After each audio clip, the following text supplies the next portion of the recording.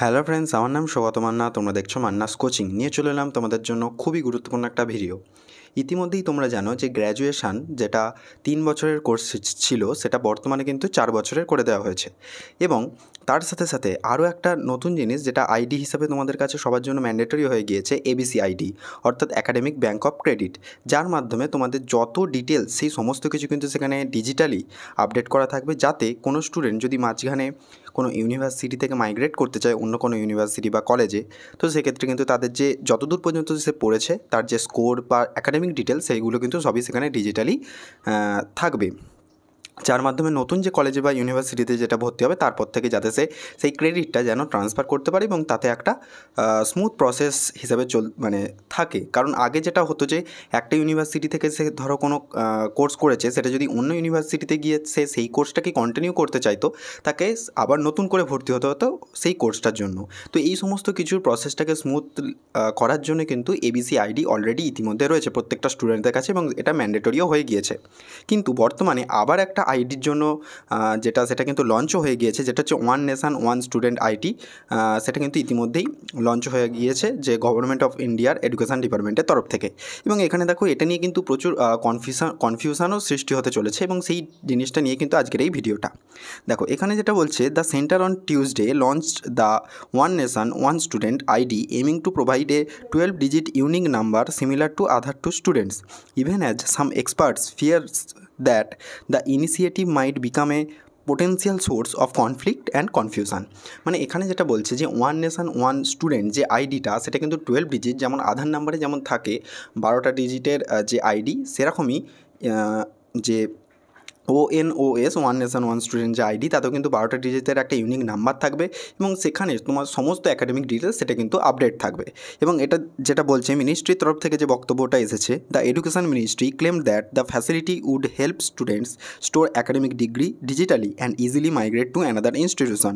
Education minister Dharmendra Pradhan said ONOS যে আইডিটা would give global exposure to students as employers and institutions would be able to verify their academic details।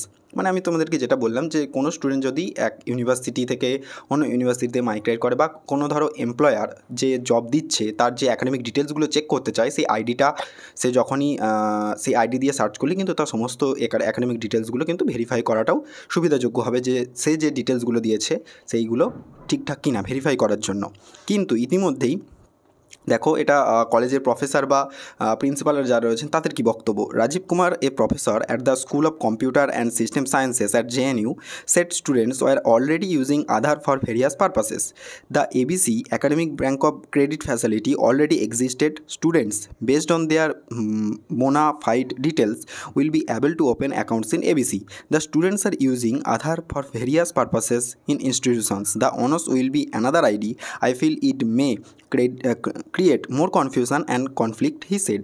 দেখো এখানে যে ABC ID কিন্তু already রয়েছে, তার সঙ্গে সঙ্গে এই যে নতুন যে আইডিটা যেটা আবার একবার তৈরি করা হচ্ছে one nation one student ID, এটাও কিন্তু আস্তে আস্তে প্রত্যেকটা ইউনিভার্সিটিগুলো আবারও স্টুডেন্টদেরকে এই আইডিটাও তৈরি করতে বলবে।